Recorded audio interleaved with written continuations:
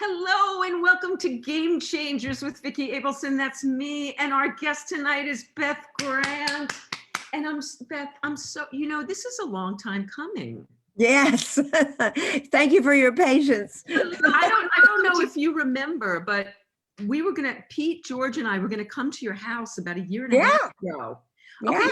tell me, I know. All right, we're going to do the whole COVID and health stuff first. So there was a health reason why it wasn't okay for us to come, and I don't remember what it was. Well, I don't know. You know, okay. I guess the answer is I don't know. It was something, I think you were afraid of getting sick from you. Yeah, but it was before COVID, and you already had concerns like that. Yeah, well, I'm 102. We have to be careful when we reach this age. We tiptoe very lightly.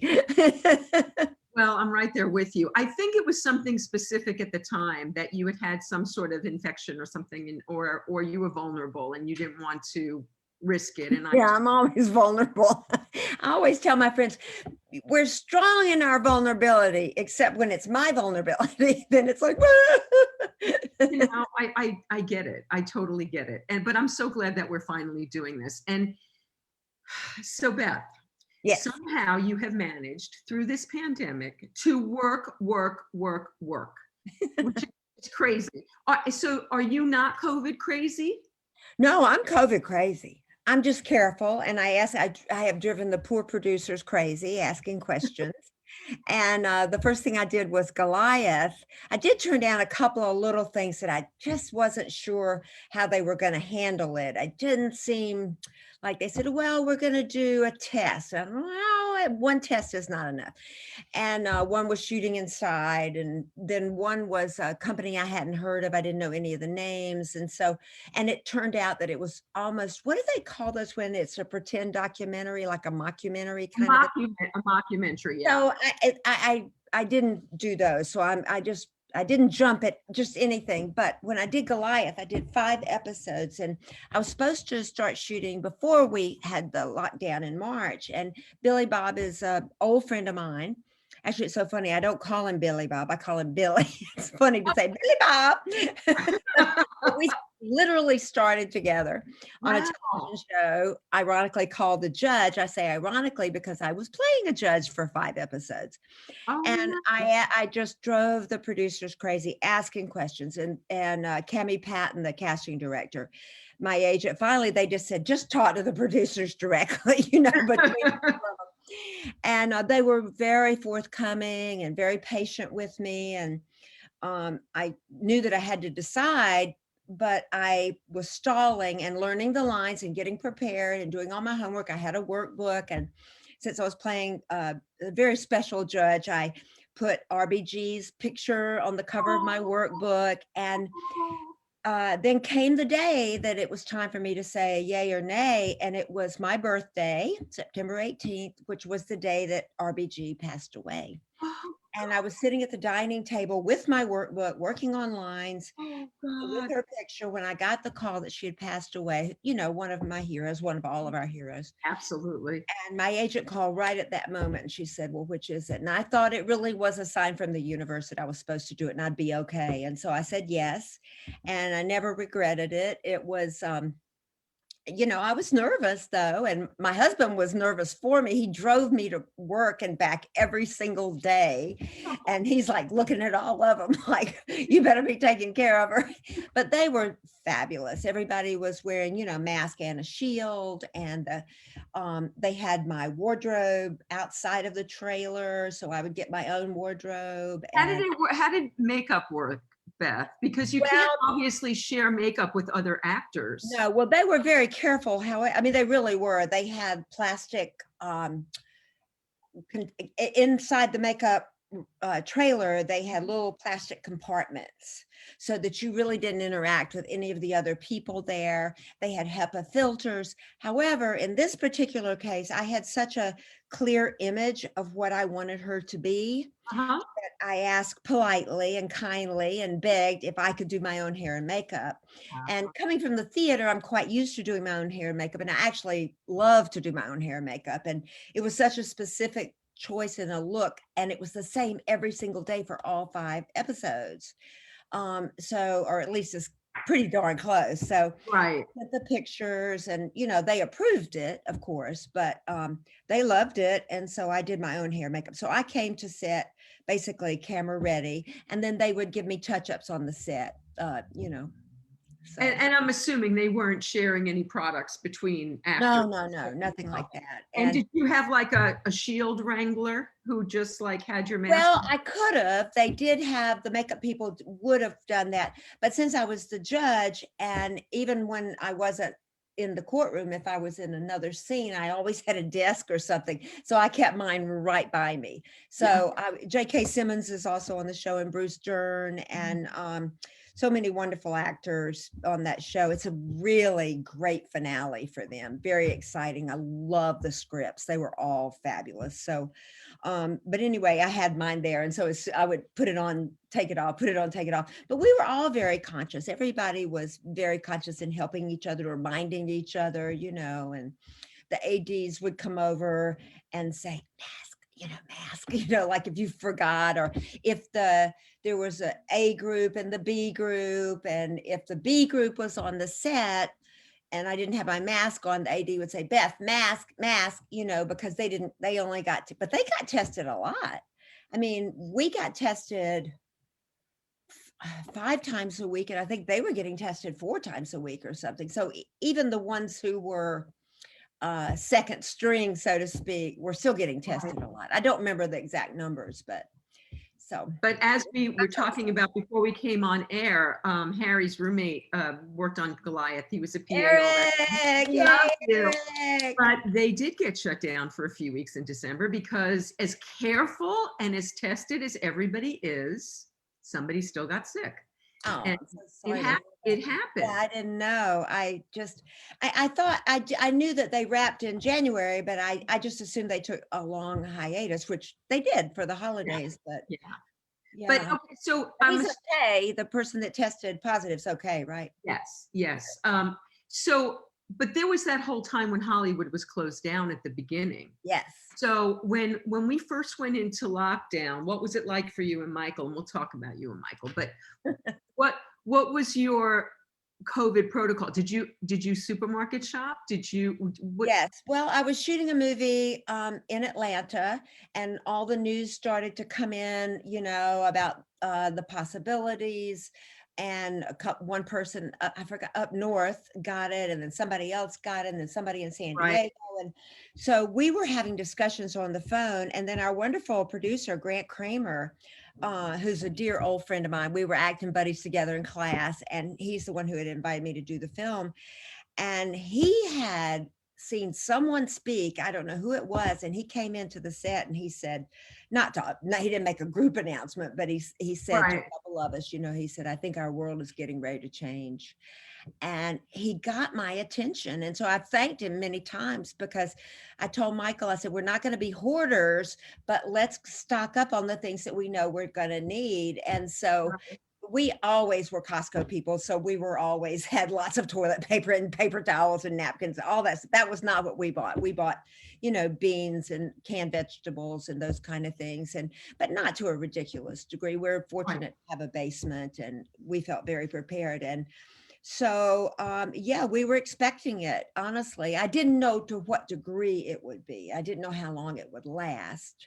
How much what was your life like then? Because I didn't leave my house for 6 weeks, period. Not at all. Oh yeah. Well, I still don't leave. I mean, it sounds funny because I have worked, on a couple of jobs, but only like the movie that I did, they were testing us 6 times a week and doing this and doing that, and the HEPA filters and all these things. So in a sense, those places are safer than going to the grocery store, because all those people that you're around have been tested, and, with the filters and so on. So I felt very secure there, but I have not felt secure going to the grocery store.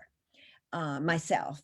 Michael's gone a few times, and mostly we have our groceries delivered, and we have a table out back, and we have an alcohol spray, and we spray them down. And we're so grateful to those frontline workers who do that for us. I mean, we always try to be very generous with workers who are delivering. And really, yeah, Michael, also, we're fortunate living in the valley. We have a big yard, and he sort of made a path for me in the perimeter of the yard so I can still take my walks with my dog. And she just loves it. She doesn't know. I know all of our animals are so thrilled over this because they're home. And I throw the ball and she runs. And this is like, going out in the country for her. So yeah, there've been a lot of positives, honestly, but I have been super, super careful. I'm like you. I'm not foolhardy at all. And if I go to the doctor, I double mask and wear a shield. And that's the only thing I've done really, is go to doctor appointments in the couple of times I've worked. So have you gone to I haven't gone to the dentist yet. Have you gone to the dentist? I had to go because a cap fell off. And so I had to go. And we know our dentist very, very well. She's a family friend, actually. And so she did the cutest thing. First of all, they had started testing by the time I went. Right. And so I was fortunate. And then she had the mask, she held it up under my nose, so my nose wasn't exposed. Oh. And then she took me early, and she got me in and out very quickly. So yeah, I have been to the dentist, but I was just thinking about that today. I probably should go for a teeth cleaning, but I'm going to wait. I'm getting my second shot tomorrow.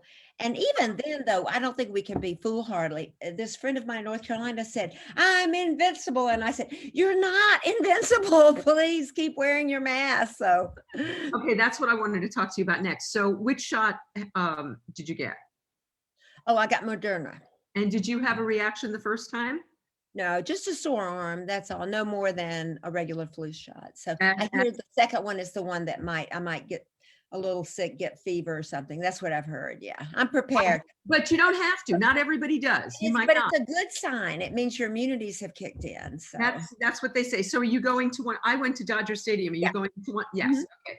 So it was very smooth the second time. I waited 6 hours the first time, but the second time oh was my very, God. the second Well, time I had a pretty good experience the first time. I was impressed. I thought they were great. It's very moving to me to see all these strangers, people I didn't know, and we were all in this together, and the people getting the shot, the people giving the shots, the little, I call them PAs, running from place to place, carrying those, coolers filled with the vaccine. And I found it very moving. I was touched by it, honestly. As well, I was also. It is weird, though, for the movie industry, because all these feature films, like, I'm so fortunate. I've had a good couple of years.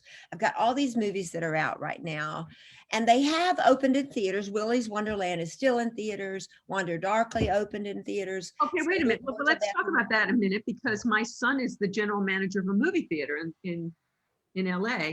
They've been closed since. They've been closed the whole time. So where did they show it? Where? Well, they showed Wonder Darkly showed at a drive-in in Downey. Okay. And gosh, I wish I knew the names of all the theaters, but I know Willy's Wonderland is in theaters right now. But in LA? Yes, but I don't know where.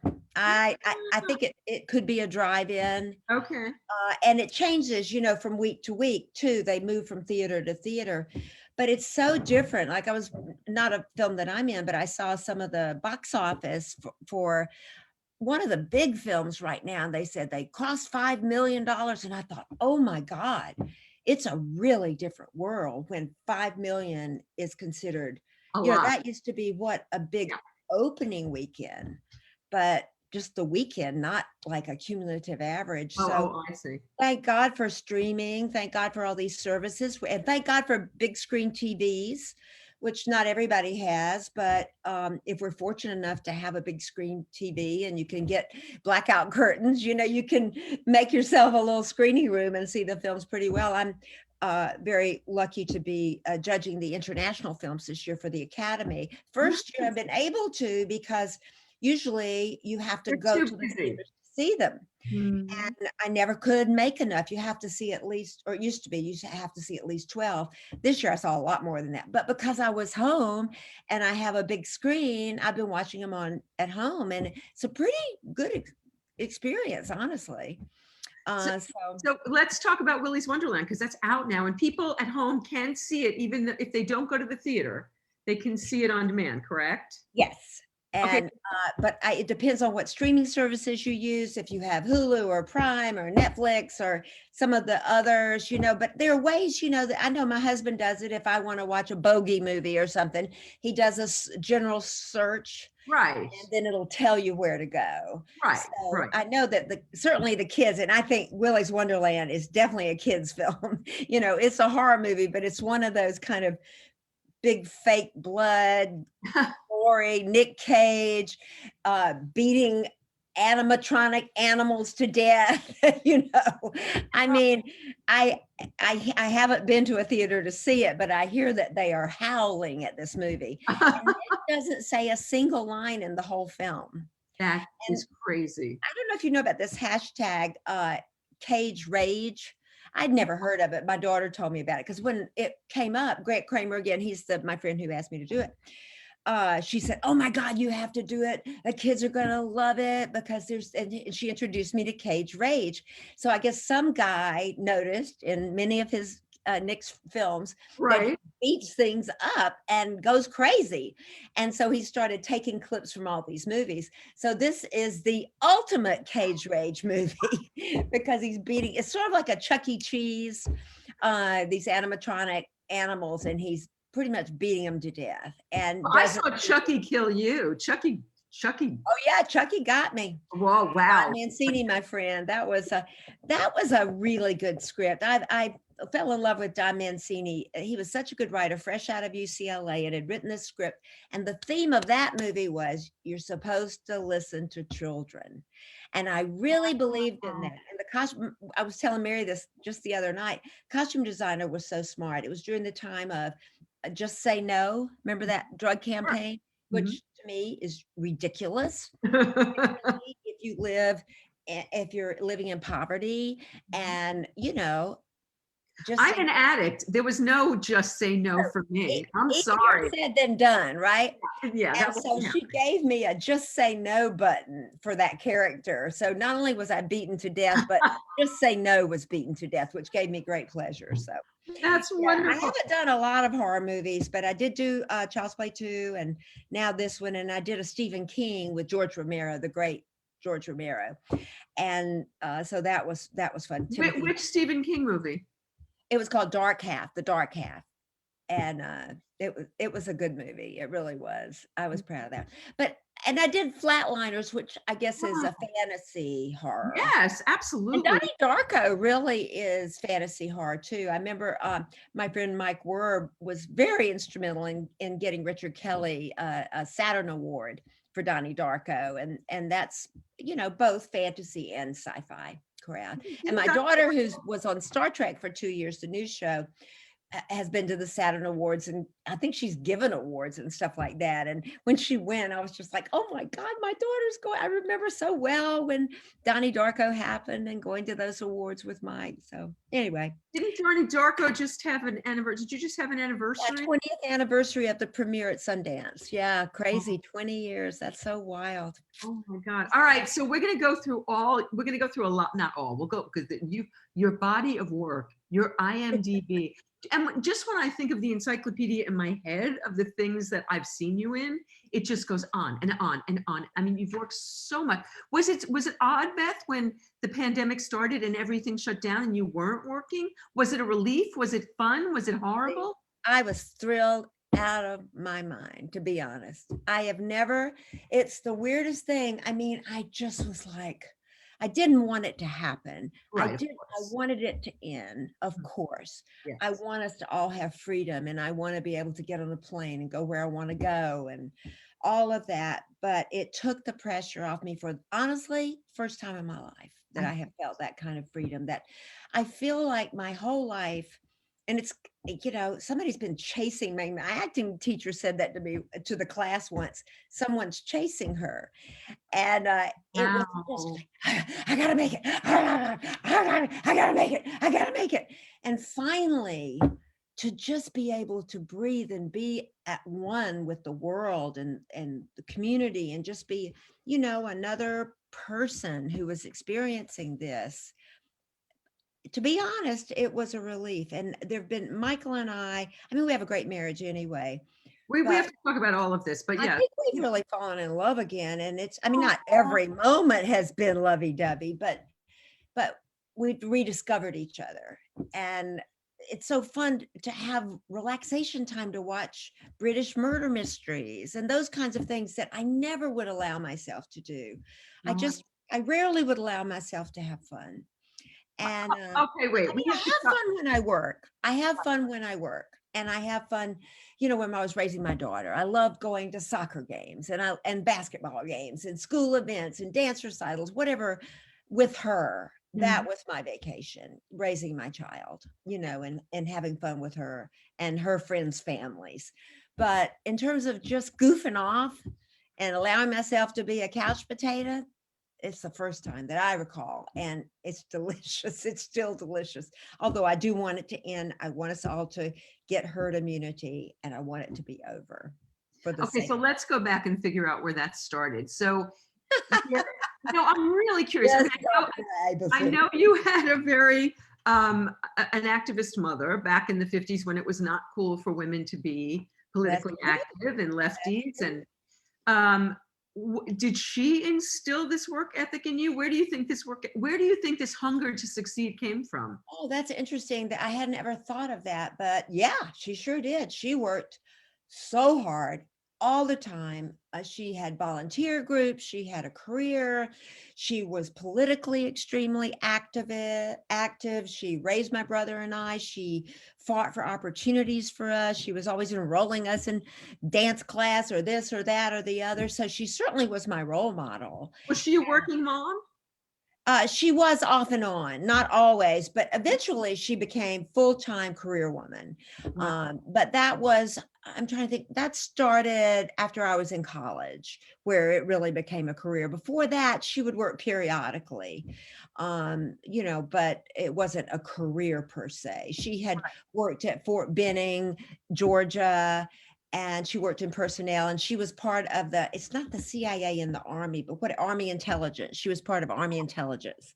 She was Wow. a spy. No, she Wow. wasn't a spy, but she did work in Army intelligence. And then she was at Fort McPherson, where Tyler Perry's studio is now. That's where my mother worked. It used to be a, you know, Army base. Um, in fact, it was built right after the Civil War, so it has a lot of history. I've forgotten the whole history, but he certainly bought a historical piece of land. It's so great that he's built that studio there. So, but yeah, she did that, and then finally, we were living in Wilmington, North Carolina, and she decided she wanted to get involved with the Employment Security Commission, and she had to study and take classes, and you know, pass tests and so on. And then she got an opportunity in another town outside of Wilmington, and they moved there, and then it became a career, and she was wildly successful. One time I was helping her do her statistics, her annual report, and I looked at it because she was into job placement and employer visiting, and she would try to bring in industry to the eastern part of the state, which eastern part of the state at that time was very poor. It was like Appalachia. And there were the little communities like Wilmington and Greenville, which was a college town, which is where I went to college, East Carolina University. My best friend, Suzanne Jenkins' father was chancellor, and my brother went to East Carolina, my brother Bubba. And so I think East Carolina is the bane of my sister-in-law's existence, honestly, because my brother is such an advocate, such a big alum, goes to, you know, all the games and so on. But anyway, but outside of that, all these little rural communities were, you know, in desperate need of jobs. And so my mother brought a lot of employment into Eastern North Carolina, and she would, you know, use her Southern Belle way. She was quite patrician beauty, and she would put on her hat and her red lipstick, and she would go employer visiting. And she was wildly successful. So I was doing her report, and I said, "My God, Mama, you've increased jobs by 1,000% this year." And she said, "Oh yeah, well, that's yes, every year." You know, every year she was building jobs in the community. And so she was truly a fantastic person. Where do you think that came from for her? I mean, because in the 50s, for a woman to be career oriented and to be an activist. Were her parents that way? Well, I mean, my grandmother did not suffer fools, I'll tell you that. She was very funny and she did work. I she was I don't think that she's the one who influenced her though. I think it was her imagination had been fired by her uncle Jesse, who funnily enough used to live in Chavez Ravine. He was an engineer and he moved to LA when they were building the freeways and so Uh-huh. on. And I found a letter from him to my mother and it said Chavez Ravine. I said, Mama, that was a den of iniquity. Uncle Jesse was into some wild carryings on. And I guess he was kind of a wild guy. Do you remember Bob Hope's best friend, supposedly back in the day, was a comedian named Jerry Colonna? Does that ring a bell? That name. Well, I my don't. Uncle Jesse was apparently very close to Jerry Colonna and knew that Uh-huh. crowd. But anyway, he would come back to the South wearing his white linen suits, and he taught Mama to read the newspaper, and he taught her about Hollywood and Shirley Temple and this other way, this bigger life than this small Southern town. And so I guess if I had to say one person, probably it was Uncle Jesse, but also her father was a bigger than life politician, very well thought of in town. He was a town barber. And, Was he a lefty, Beth? yeah, I mean, he was a Roosevelt Democrat. That's Okay. also the way she was raised. Mhm. And, her best friend when she was little living on the farm was a young Black girl named Sarah. She always talked about Sarah and she loved Sarah very much. And Mhm. I think once she moved into town and got a load of some of the things she must have seen as a Southern girl, Uh-huh. she knew it wasn't right. And so she became, I mean, she wasn't an activist in the sense that she didn't march in Montgomery, but she, in her own way, and by her means of persuasion, and by politics, and by being a liberal Democrat in a very conservative community. Most of my friends in Wilmington are conservative Republicans. I still love them, and I think they still love me. And we've never fought about it. I would say that these last years, it's been, you know, we never gotten into any problems, but probably more challenging for them and more challenging for me than it ever has been before. But we sort of have neatly avoided it and just emphasized the love. I'm big on love. I really think that's the answer to all of life's problems. I really do.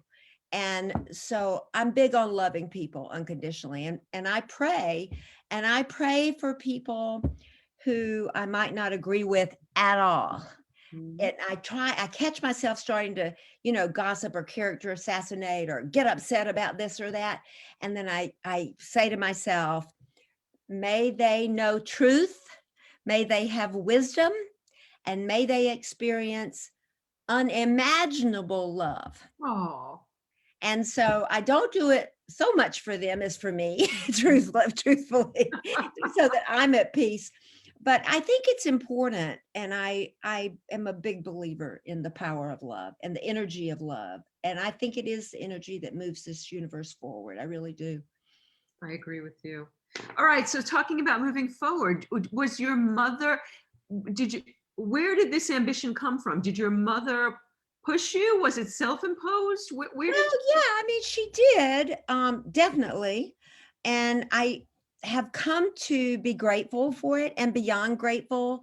Honestly, I don't even know the word for the depth of love I have for her now. I wish, yeah, everybody says that once your parents are gone, you just would love to have that one more phone call, that one more visit. And I feel that way about her and about Daddy. If I could just tell her did, some of did the they, things. did they get to see your success? Did they live to see your success? Well, I mean, I was doing fine. And fortunately, Daddy passed away in February of 89. Mhm. And I had just done Rain Man in 1988, which was my first big movie. And we went home for Christmas and we took Daddy to see the movie. And he held my hand and he was very sick. He was having heart failure and his little hand was shaking. And he was thrilled. And his father was a country doctor, and he talked about on the way home, he said, that he remembered going visiting, they called it. His mother would go visiting on Sundays to visit families who had these special children, like Raymond in Rain Man. And so he recalled that, and he just thought the movie was important and wonderful. And so he knew that I was starting to work. I had been working. I had also I was on Jimmy Carter's campaign staff in 1976. And I had been a celebrity coordinator. I'd been very successful at that. And he was proud of that. And I had worked as a documentary producer. I produced a documentary, Oral History of the City of Los Angeles, and about a dance company called After the Ball, and that had done very well. And I had worked for a television show called Real People. Oh yeah, I remember Real do People. special events across the country. So I wasn't, I was doing well, but for the first time, I think he got a glimpse that, oh, this acting thing could actually work out after all these years of not doing it. It's so great. The Sunday before he died, I had come back to California. My brother was at East Carolina working on his master's degree, and he went to visit Bubba at East Carolina, and then he went to see Rain Man again with Mama. And he came home, and then the next day was Valentine's Day, and somehow he got the strength to drive to town and buy my mother a little stuffed animal with a little thing that said, "I love you." And then the next day he passed away, and he was sitting on the back porch in the sun, unseasonable, beautiful weather, with his Great Dane Katie at his feet. And I said, not a bad way to go. Not a bad way to go. So yeah, I think that he was satisfied with my brother and with me. I think Mama said that at times at night, he would lie in bed and he'd say, we did all right, Libba, we did all right. And it was, makes me feel great that he was proud. But I think Bubba and I talk about this all the time, that it would blow his mind to see how well my brothers turned out, how well I turned out, and that everything's okay. I think I believe he does know that. I mean, I believe well, that. I had a series of dreams after he died that he kept coming to me in my dreams. And we would talk about different things and arguments that we had had, because there were times when I was not a real hippie. I never lived on a commune, and I wasn't a real hippie, but I was in my style a hippie. Mhm. And one time he said, "All right, fine, give it away, give it all away, but someday you're going to have to grow up and buy a refrigerator." And when we did finally, Michael and I did buy our first refrigerator, was right when he was not feeling, he had his first heart attack. And I took him a picture of the refrigerator and I said, "You were right. I did have to buy a refrigerator."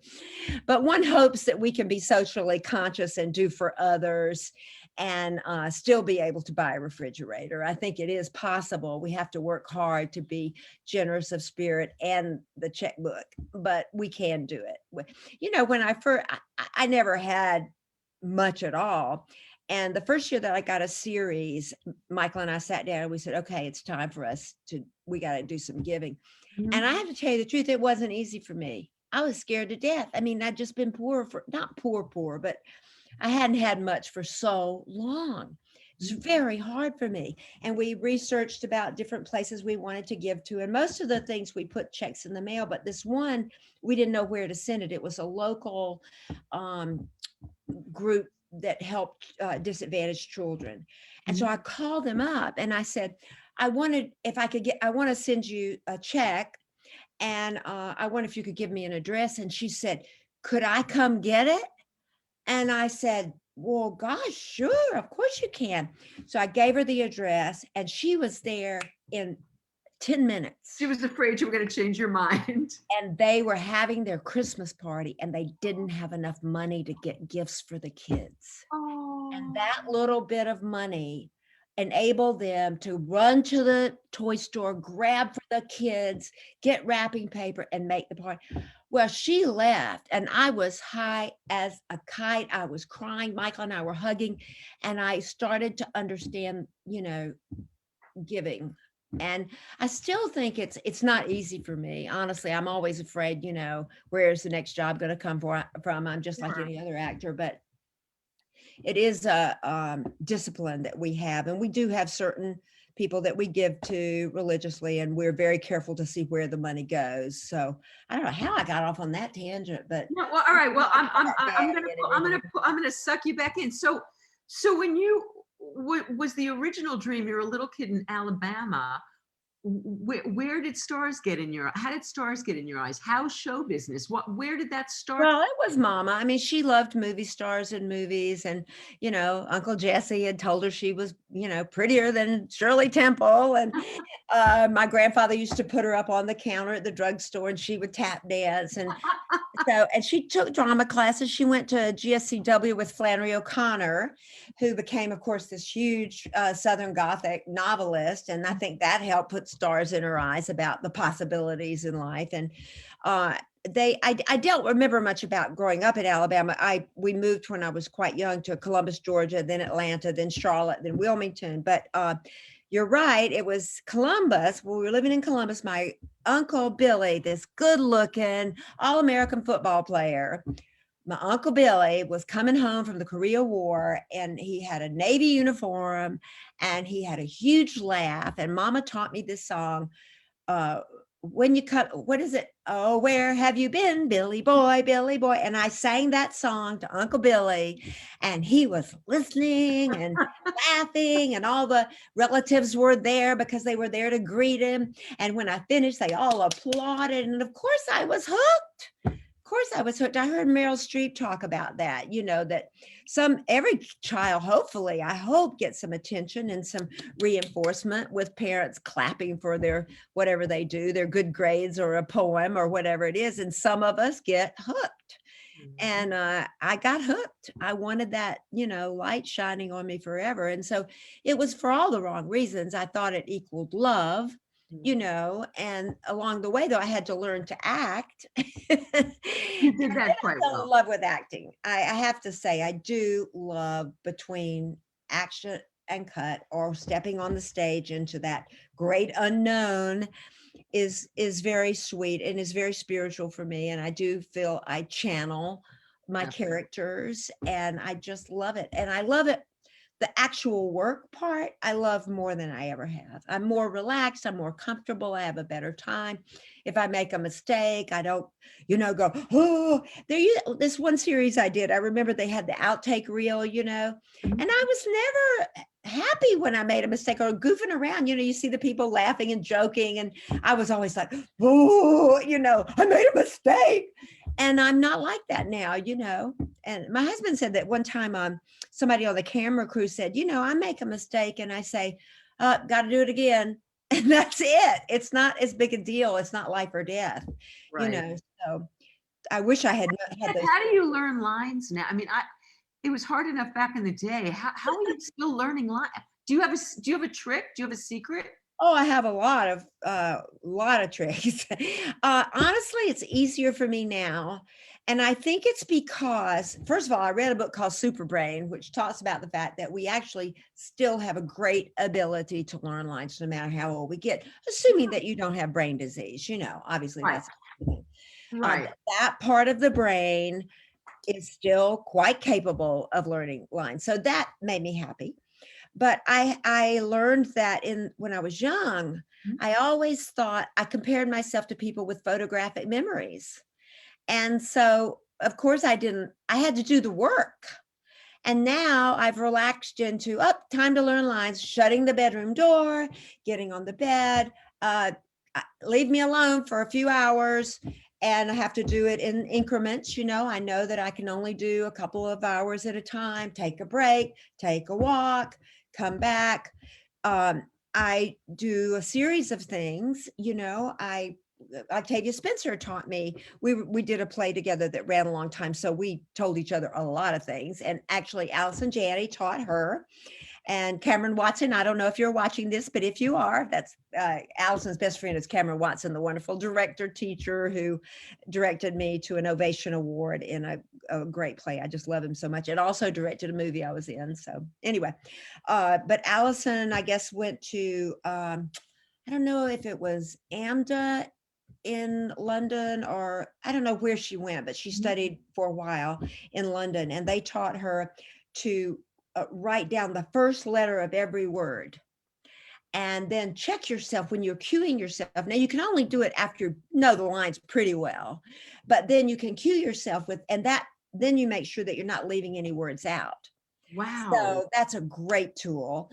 In the beginning, what I do is, and Dale Shores taught me this. Dale Shores, the writer director that I did Trailer Trash Housewife with Octavia, who wrote it and directed it. We did the play that was a big hit and just won every award in Los Angeles. Honestly, it's unbelievable to be in a successful play. It's not, doesn't usually happen. But his daughter was taking is it Kumon, the math classes, and Right. they say after 17 times you know it.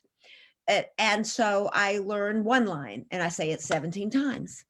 And then I have the confidence that my brain has made that inrow in the brain, and I actually do know it. It's just confidence I have to build. Then I learn the second line, and then I put it together with the first line, and then I learn the third line, and it's slow and it's tedious and it can be boring. But what my daughter, Miss Juilliard, taught me was, but Mama, you're using your imagination.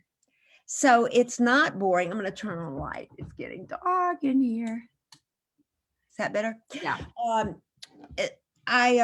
You're using your imagination when you're learning the lines. So it really isn't as painful and awful as it used to be for me because of the tools. And Michael, I mean, my husband is the best, and I think he gets nervous because of my lines sometimes. And he says, don't you want me to cue you? Don't you want me to cue you? And so he will sit at the dining room table and make me do it again and again and again and again. And then after I have my footing, then I do the letter technique, and I just, try everything I can think of. And my teacher used to talk about just read it.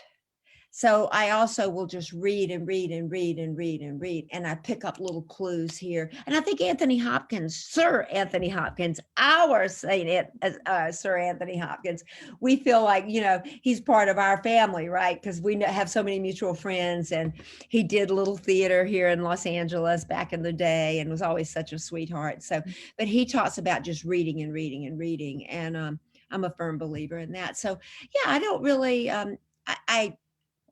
I mean, would I rather be sitting on the sofa and watching, Endeavor? Yes, but, that's just the lazy part of me. I really enjoy learning the lines now, which is a big change. So That's a wonderful thing. Okay, so when you started out, you started out in school plays. Did you do all of that when you were a kid? I tried to. I didn't get arrested much. I mean, I did. I remember getting criticized in a choir group, and it just wounded me to the core because I kept singing the melody line. I don't know if you're a singer, but I kept singing. I didn't want to sing alto, and so I would just sing soprano, even though I was an alto. So I didn't. I guess my first play was in ninth grade at Roland Grice Junior High in Wilmington. And that teacher was very supportive. Winnie Healy, I think was her name, just came to me. And she was very supportive. And then I went to high school, and there was a teacher named Janie Yates, and I got in the thespians, but I didn't get in the plays. I was doing props and, backstage work. And then I finally did get a play, one act for how they have the drama groups that go around from town to town and they have competitions. So I did have a one act play, and she encouraged me to audition for something called the Governor's School in North Carolina. And I did that and miraculously got in. I didn't know what I was doing. I was doing Shakespeare, and Mama, bless her heart, took me to the record store, and we found Dame Judith Anderson doing As You Like It. And so I just imitated what she did. I did exactly what Dame Judith Anderson did. And somehow I got in. I guess I was a good mimic. And I really learned so much there. But my mother used to say, that school ruined you, because I started being an independent thinker and wanting to go my own way and do it my way, and she had her idea of what an actress was supposed to be, which had to do with create an illusion. You have to create an illusion. And I wanted to be an artist, an artist. Well, what do you mean? That just had nothing to do with her fantasy. So, but it was great. And then I went to East Carolina. Well, Suzanne, who I mentioned earlier, Suzanne Lodge, who was my dearest friend, we had met being pages in the Senate in North Carolina, and we were roommates. And I would visit her on the weekends at East Carolina and go to football games. And her father, being the chancellor, took us over to watch the summer stock auditions, and was very, very, very encouraging for me going there. And then lo and behold, at governor's school, they recommended East Carolina as, at that time, having the most professional department in the state.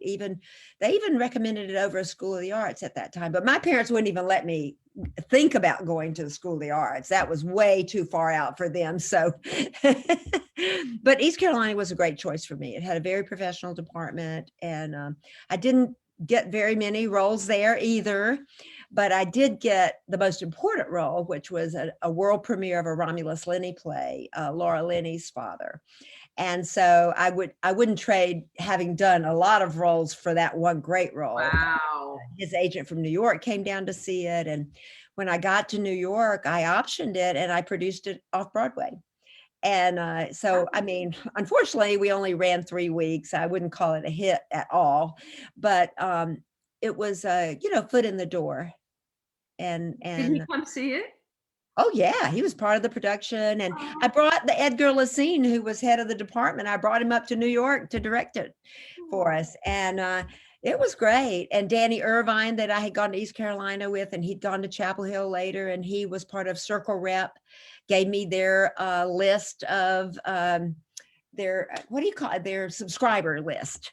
And so I was able to invite all of them to the play. And he later married Marshall Mason, who was the artistic director of Circle Rep. So I got to know him. And, one thing leads to another. You have friends. And there was an actor named Malcolm Groom, who's actually a shaman out in Topanga Canyon now, was an actor. Wow. He had a lot of success in New York in those days, and he came to the show. And I was trying to think who else was involved. Well, I remember Laura Linney coming. She was probably 12 years old and skinny little thing. And she came, and she was out in front of the theater. It was at the Garrick Theater, which is also Diva Zappa's father, Frank Zappa, made his big splash at the Garrick Theater. I mean, he had been working right along, but that was when he really took off. He ran for a year.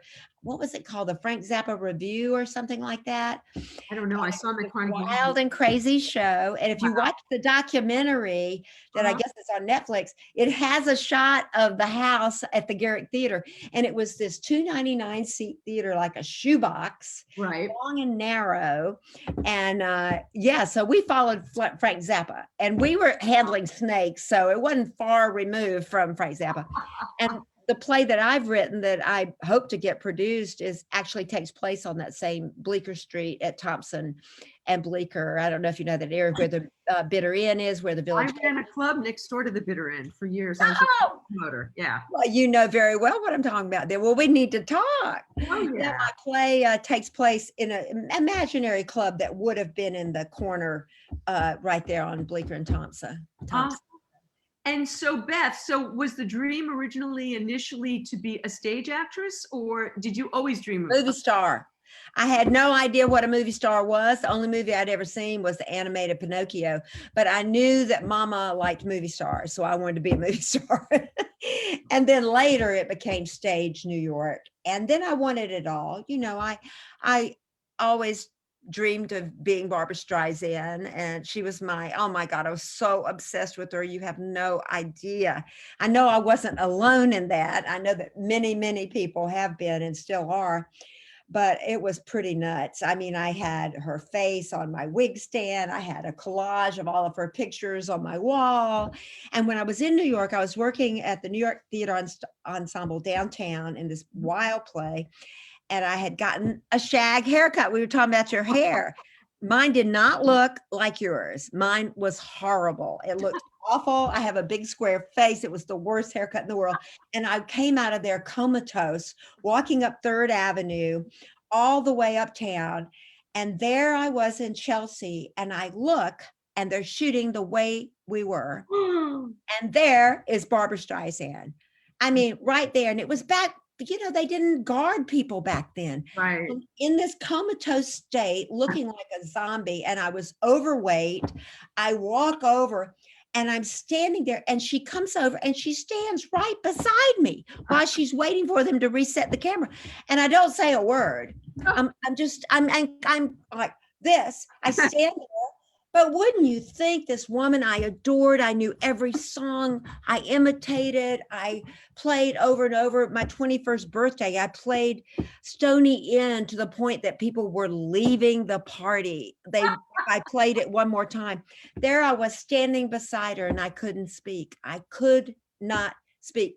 I mean, maybe I had a sense that she was working and it was not the best time, but I got to see, and you'll know this scene probably if you know the movie, when she is taking breakfast to him upstairs in her apartment, and she's running across the street with the groceries, and he's, I think, leaving or something. And so they have this little scene on the street.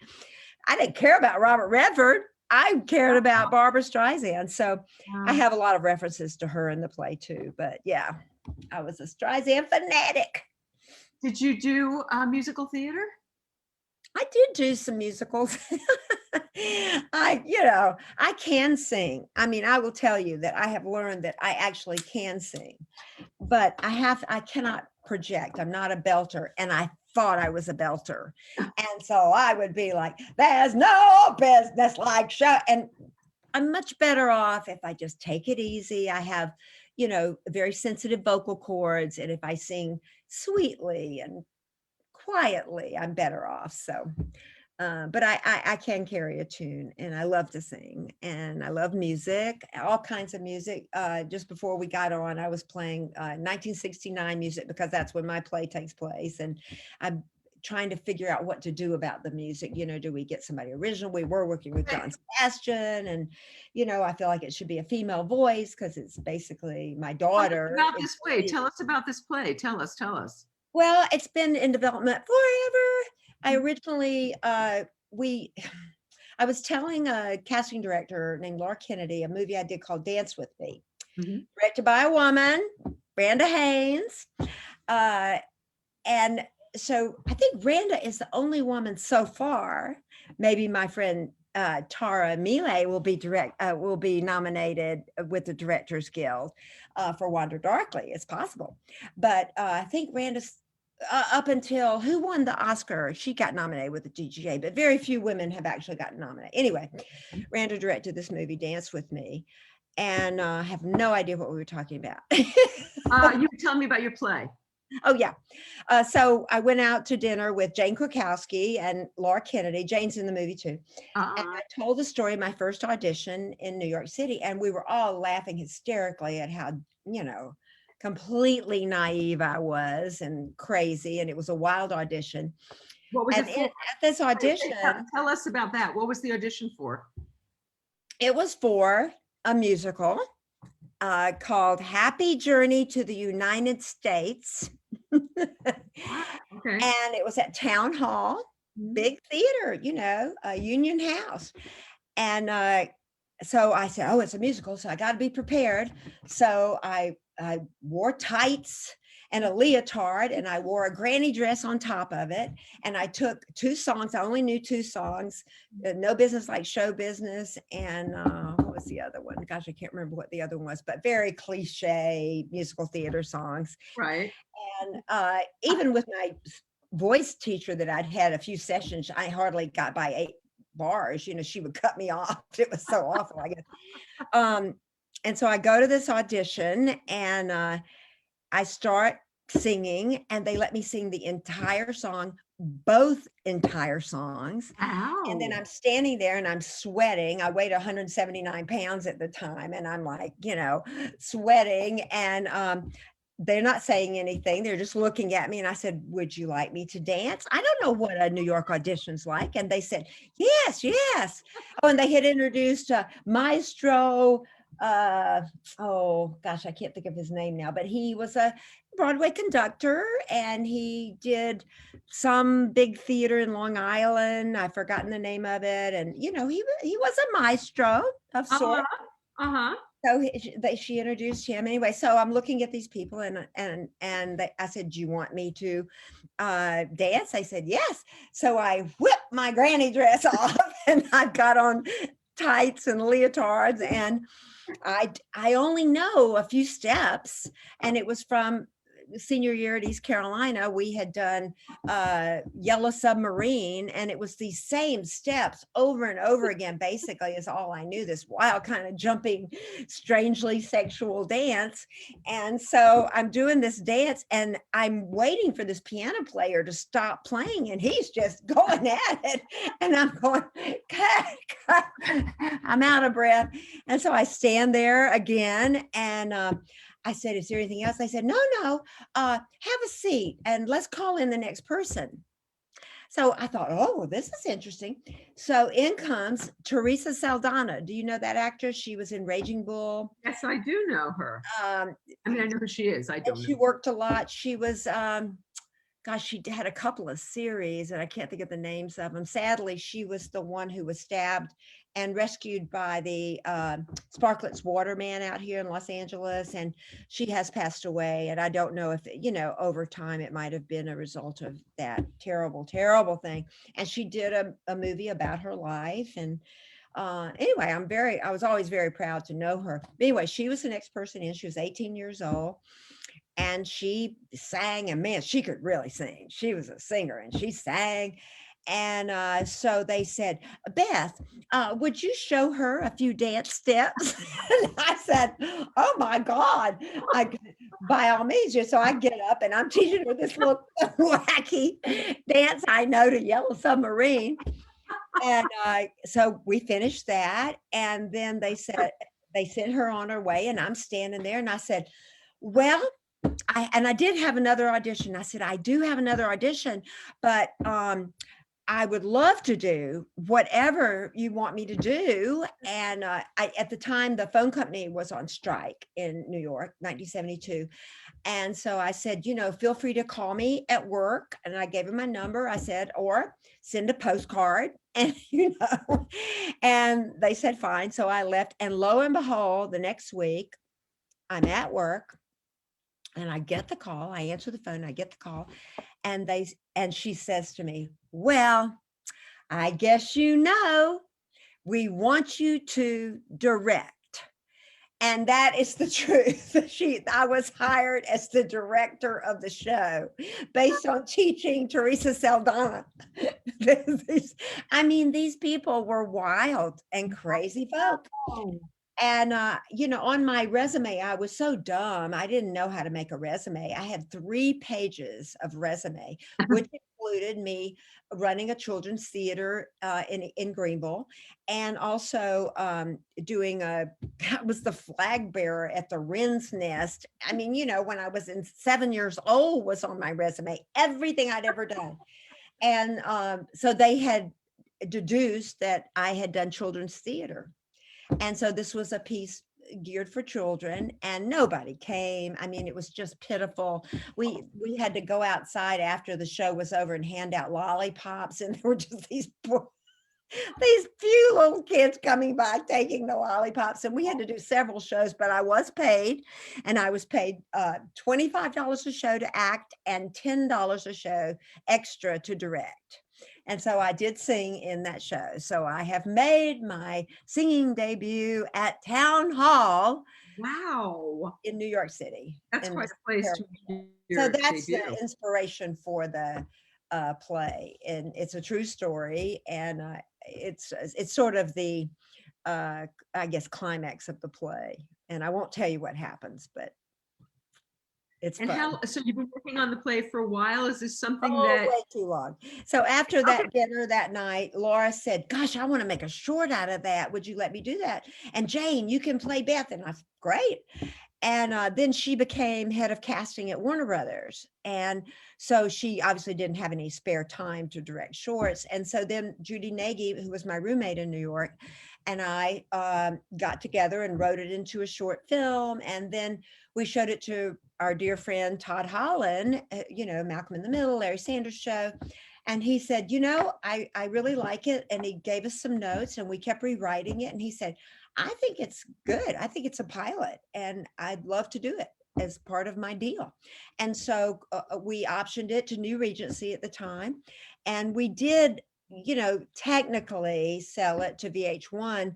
But unfortunately, it was a period piece, obviously. And my agent didn't feel that it was enough money for a director, you know, of such renown as Todd Holland to be able to direct it. It was just, so we ended up walking away from the deal, which just killed me. But so we've been working on it since, and Todd's actually the one that thought we should try it as a play just to see. Of course, now that it's a play, I'm thinking, yeah, but it's still cinematic. So I'm thinking it's a play and I'm thinking it's a musical. So that's where we are right now, but we're still working on it. So, but we've had many readings. We had one recently on Zoom and everybody seemed to really love it. And our agents came and they were, you know, very pleased and made some suggestions. And so, I mean, yeah, that's when one of the benefits of the pandemic is I got that thing out of its dusty old trunk and shook it off. And my daughter is so good in the role. And it's not really me. I mean, we've changed so much of it.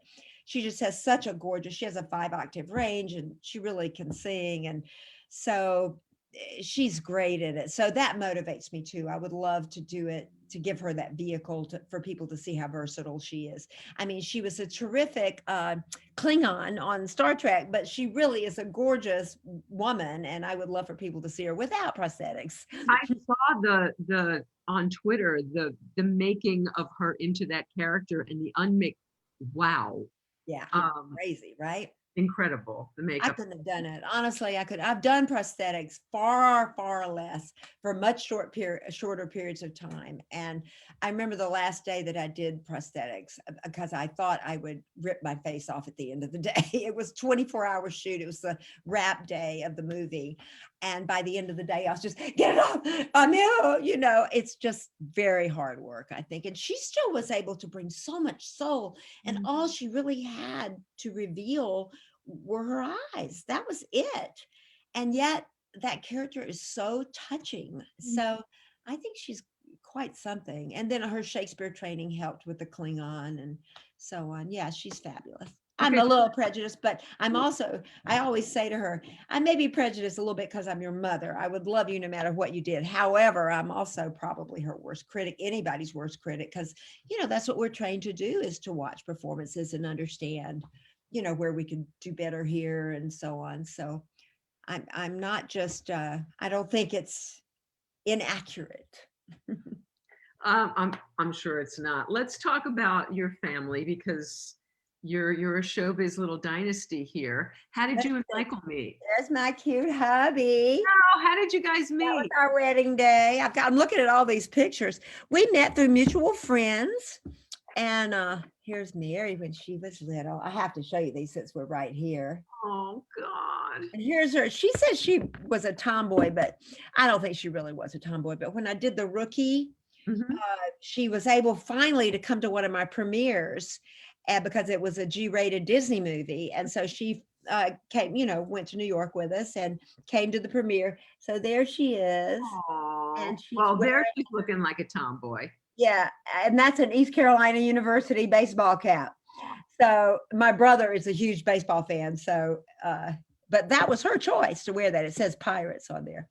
But she's certainly not a tomboy now. Ba ba ba boom.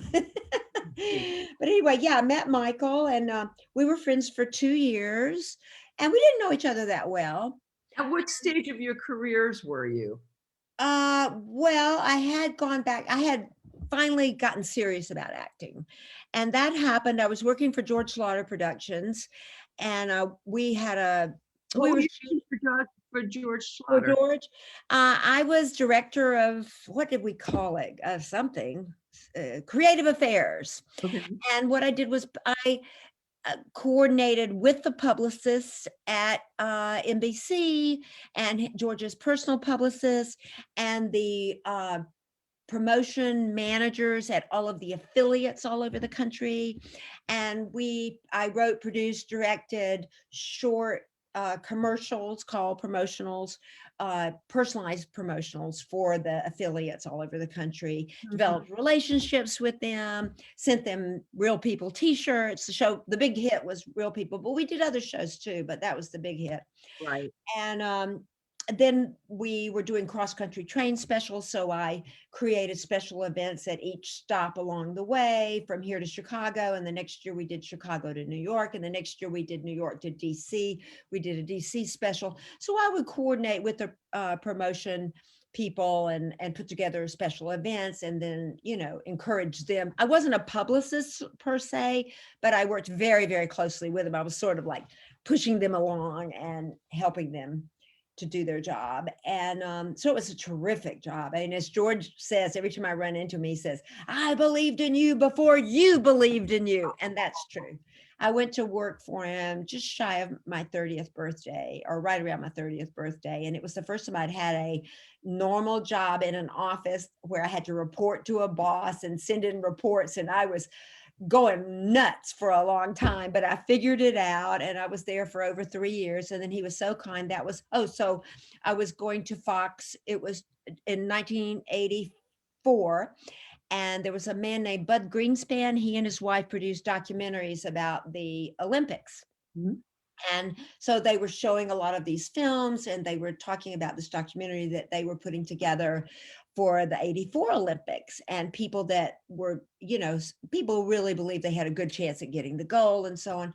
And in these films that he showed, I guess it would have been 1980, there was a African runner who everybody thought was going to win the gold for long distance running.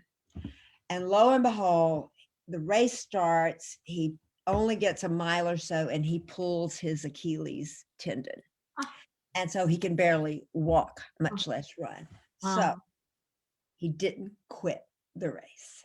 Wow. He kept going. Wow. So he didn't even get back into the stadium until a day or so later. He never quit. So when he walked into that stadium, everybody stood on their feet and cheered and cheered and cheered. You can imagine.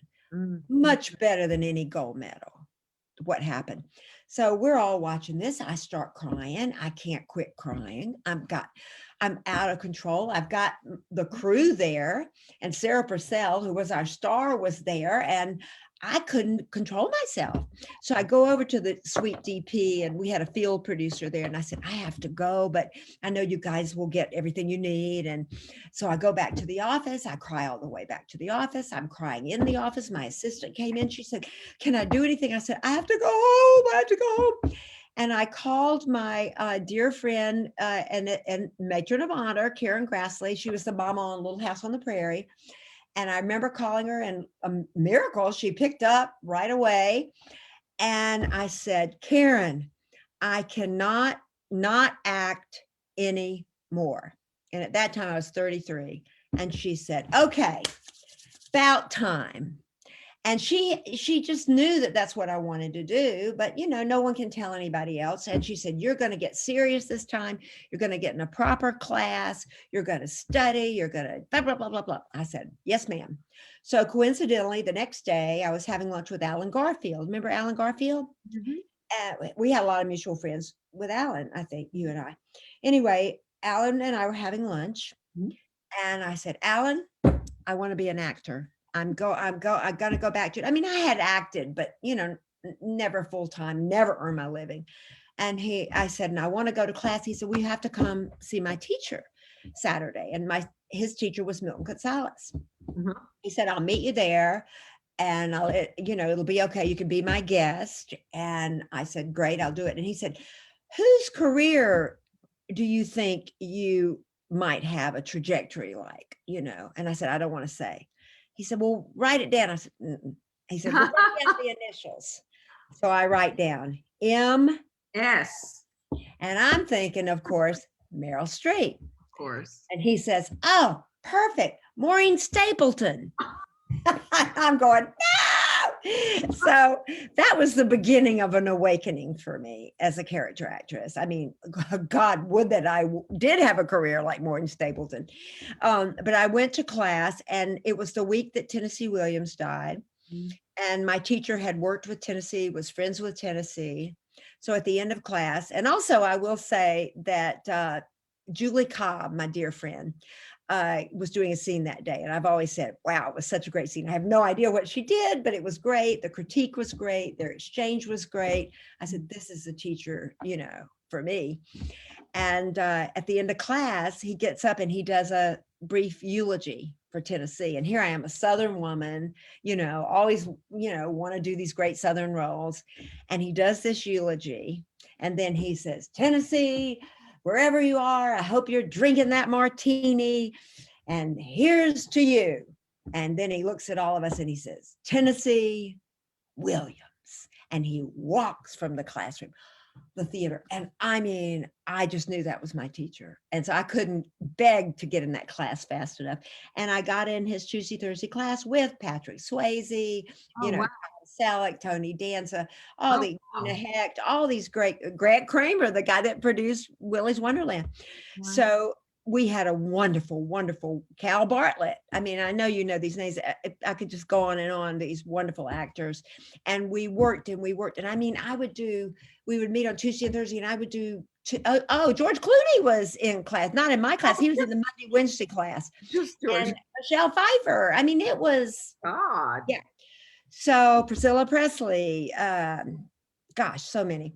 But we would work so hard. And people, if you can believe this, fought to get a slot to do a scene. I hear so many teachers having to, do improvs because they can't get people to do scenes. We were begging to do scenes. I mean, Wow. The energy in that class was just, and I did a very amazing scene with Buddy Swayze and Cal Bartlett and an actress. Wait a minute. Buddy Swayze?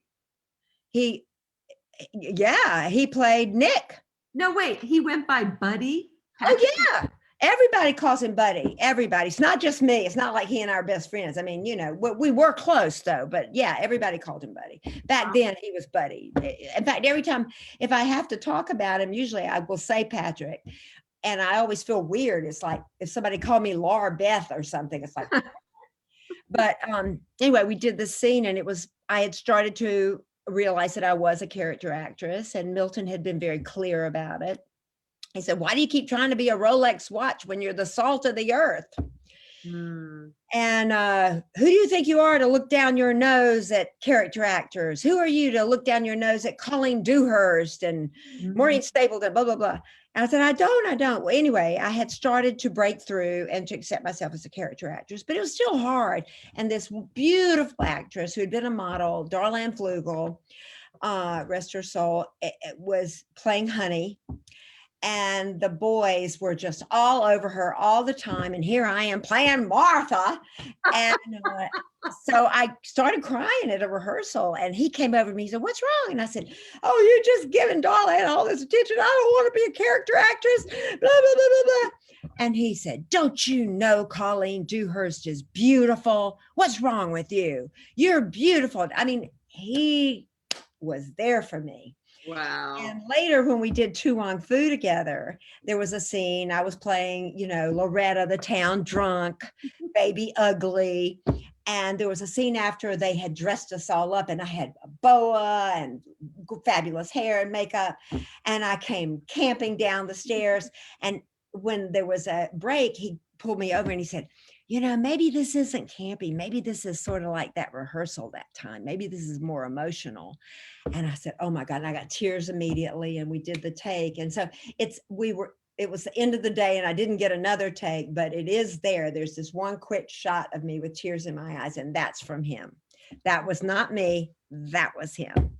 And then we did Donny Darko together, and, gosh, I just loved him so much. And I loved Lisa, and oh my God, I've had such a great life. I've known so many wonderful people. Your friend Candy Clark is my good friend. I've known Candy longer than anybody. Really? Oh yeah. I mean, we've known each other. I can't remember when we first met, but I know that when I was raising money for a film school called Sherwood Oaks Experimental College with Tony Bill, Oscar-winning producer for The Sting, and so on and so forth. We asked her to do some stuff for us, some publicity, and we got her on the cover of LA Weekly. And it was a big deal for me to be able to get her on the cover, and she was very supportive of all that we were doing for this film school. So I know that's when we really got close, but we had met years before that. So yeah, Wow. a lot of candy stories, but anyway, yeah, good life. I've had a good life. So Beth, I know a game changer for you was Rain Man, because how did that happen? How'd you get that? Well, it's another spiritual story that I was doing a play at the Amundsen. It was my second play there. I had done Picnic, directed by Marshall Mason, and then this Oh, was wow. Summer and Smoke, directed by Marshall. Christopher Reeve was playing Dr. John. Christine Lottie was playing Alma. Wow. And I was playing Mrs. Bassett with a fat suit and a big old voice like this, sort of the comic relief. My husband was playing Christine's fiance, Roger Doremus. And every night, my entrance was barreling into her house as he's on his knees proposing to her. And here I come, and it was just thrilling to be at the Amundsen again, thrilling to be a working actor, but mortifying to be Mrs. Bassett, a character actress. I was still struggling with it. And after it was over, we drove up to Big Sur and we were camping. And one night, we were sleeping in his hatchback Mazda. I was so uncomfortable. And I said, I'm not going to take it anymore. And I sat up and I hit my head. And then he started laughing at me. So I went marching up the hill at Big Sur at the campgrounds. And I surrendered to the universe. And I said, okay, fine, I'll be a character actress. Fine. And we were also trying to get pregnant and not having success. And I said, I'll get pregnant or I won't, whatever you want. I mean, it was a loud surrender. So the next day we went hiking and we came to this tiny little cabin of the people who had founded Big Sur. And this pioneer woman had raised 12 children in this cabin. And I looked at that cabin and I said, boy, they have never really played a pioneer woman. I mean, Hollywood, it's not necessarily true, but that was what I felt. Right. I said, if I ever get to do that, I am not wearing any makeup and I'm going to do this. I'm going to, be a mama bear because this woman that did this was something else. Wow. So lo and behold, we go down Pacific Coast Highway. We stop at near Santa Barbara. And at the time go to the phone booth and I check my messages, as we do. And my agent said, you have to come back to LA. We have an audition for you for the new Dustin Hoffman movie playing a pioneer woman. And I'm like, oh my God. Well, Wow. Also adding to that, I had done a meditation and it's just too long stories. I have too many stories, but I had done this meditation where I had gone to this white clapboard house out in the country and I had knocked on the door and I came to the door and I was no makeup, ponytail, house dress. And I said to myself, welcome. We've been waiting for you. And I go in, she shows me around. And I knew when I came out of that meditation, I said, I know what this means. Because Milton had talked about it, that these women, these real women, these salt of the earth women needed someone like me to play their parts, to tell their stories. And that the normal, leading lady, ingenue, beauty queen, whatever, could not do those in the same way that I could, And so that was a big deal. Well, then fast forward, I do Rain Man and I'm in a little white house out in the country, opening the door for Dustin Hoffman and Tom Cruise. So I don't think I just, I don't deserve any credit. I've been in 3 Best Pictures. You can't tell me that I deserve any credit for that. No one. And Little Miss Sunshine was nominated and Rango won for Best Animated. It's an extraordinarily lucky career. And I really think that what I did was get out of my own way, and allowed myself to be who I am, my size 10 B feet and big hands and square jaw and, be me. I allowed myself to be me. And then the work came. So tell us about No Country for Old Men. Oh, wow. Well, I really had a premonition about Rain Man from the set, and I didn't get the script. I only got the sides. Okay, wait, before we move away from Rayman, so what was that like to have that screen time with them? I mean, Oh, it's just, I cried so much afterwards. I went back. I remember it was, we worked for a few days, but I remember the last day I called my parents and I couldn't stop crying. And I said, it was just so joyous and wonderful and fabulous. And I just want to, do it forever. So it couldn't have been better. They were both so kind to me. I was going to say, were they gracious with you? They were lovely. I mean, Dustin was loosening me up. He knew it was my first big movie. And we had these diapers. I guess the camera crew uses diapers to clean the lenses. And I saw one and I said, oh, could I have a diaper? Because that was, an idea. I could be drying my hands from, I had 6 kids. So I was just washing dishes, washing bottles, using a diaper to dry my hands. So I came to the door with it. Not that anybody would see it, but I knew, Right. And he got a diaper and he's popping my butt with it and chasing me around. And Tom was so kind and gracious. And later, Bobby Morse's daughter, Andrea was his assistant. And somehow he found out that my father had died and he wrote me a beautiful personal note, telling me, how great it was that he got to see Rain Man before he died and that, he knew I was going to be okay. I don't know what he said. It was a beautiful letter. Wow. I hope I can find. I've got to go through all these boxes of papers, but yeah, so it couldn't have been better. Barry Levinson was fabulous and he didn't give me much direction. He just came over once. I remember him coming over and whispering, he said, doing great, kid. That was it, and I felt very comfortable, honestly. I had asked the makeup person, I said, I would like to not wear makeup and I would like to just pull my hair back in a ponytail if that's okay because of the meditation I'd had. Right. And I said, Jack Nicholson doesn't always wear makeup. And they said, well, if it's good enough for Jack, it's good. And he did this thing and he said, you're done. And so they let me do it my way. And I was able to pick out my dress. They were fab. Mark Johnson was the producer. And I always teased him because I tried on so many house dresses. And I said, after we picked the one, I said, now you can send all the rest of these back to Hollywood to your wife. Because, but so it was fabulous. And funnily enough, Mark also produced The Rookie with Dennis Quaid that I did later.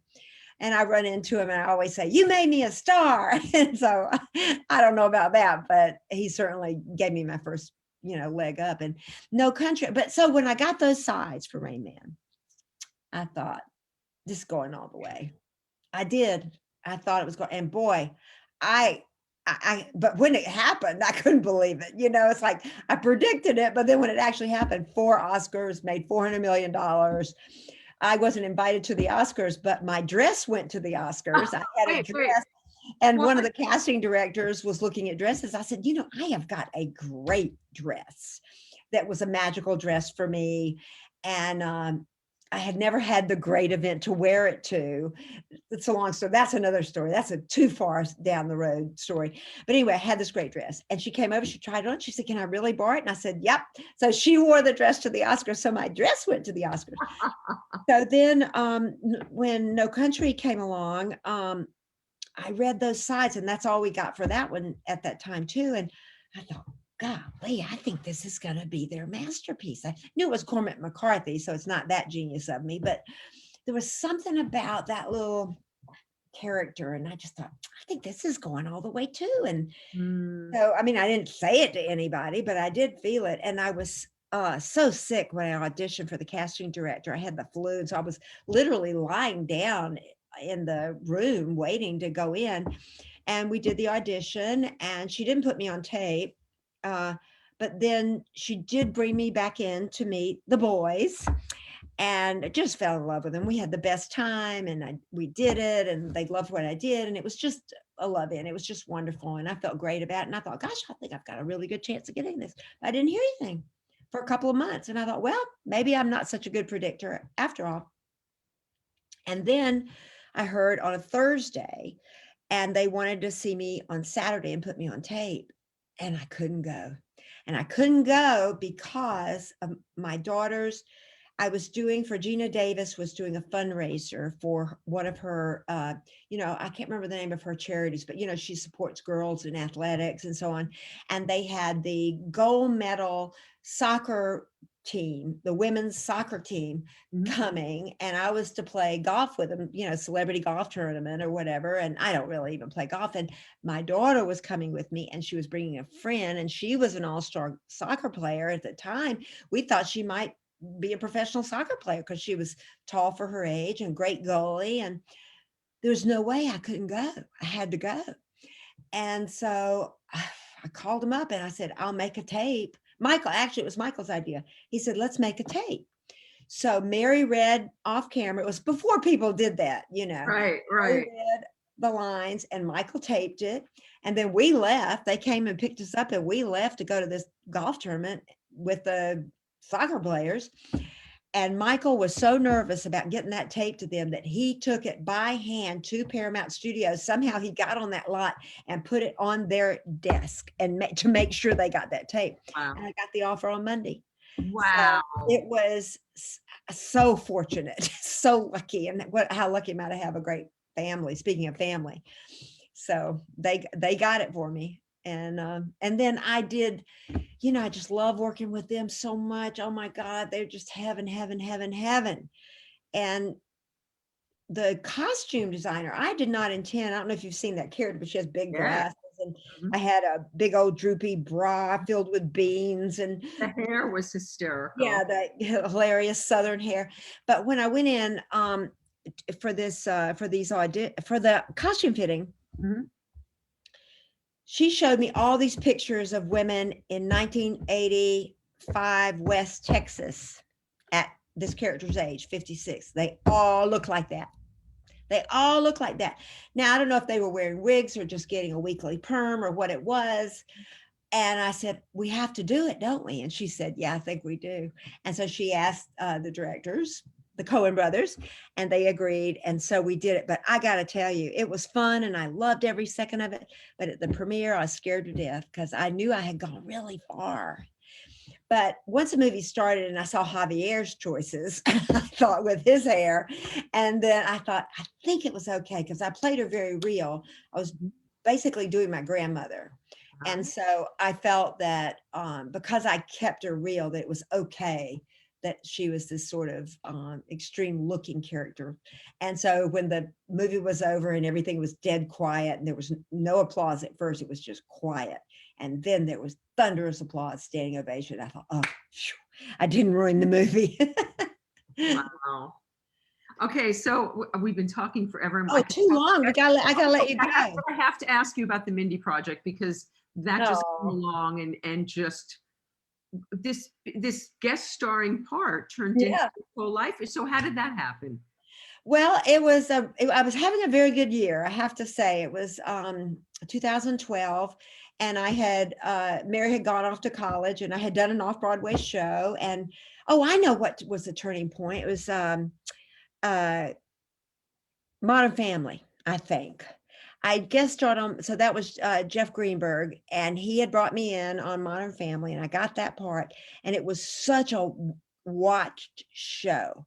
Something clicked because I was just on a train. I was working on doing movies, doing theater, booking 2 things at once. I had 11 jobs that year. Wow. And so they called and they wanted me to audition for the Mindy Project. And at that time, they sent me the sides and they said Greg Daniels was producing. And I said, well, I know Greg from The Office, and we had done King of the Hill together. And I said, I didn't have to audition for The Office. Are you sure? I said, if Greg wants me to audition, I don't think I'm going to get it because he knows me very well. And so they King of the Hill for like a lot of years. And then, but then they called me back and they said, oh no, we made a mistake. Greg Daniels is not producing it. And Mindy doesn't know you. And Jeannie McCarthy, who does know you very well, I knew Jeannie for many years, wants you to come in because they're really seeing everybody. And so I had a little bit of a ego thing on it. Like, well, why can't I get an offer?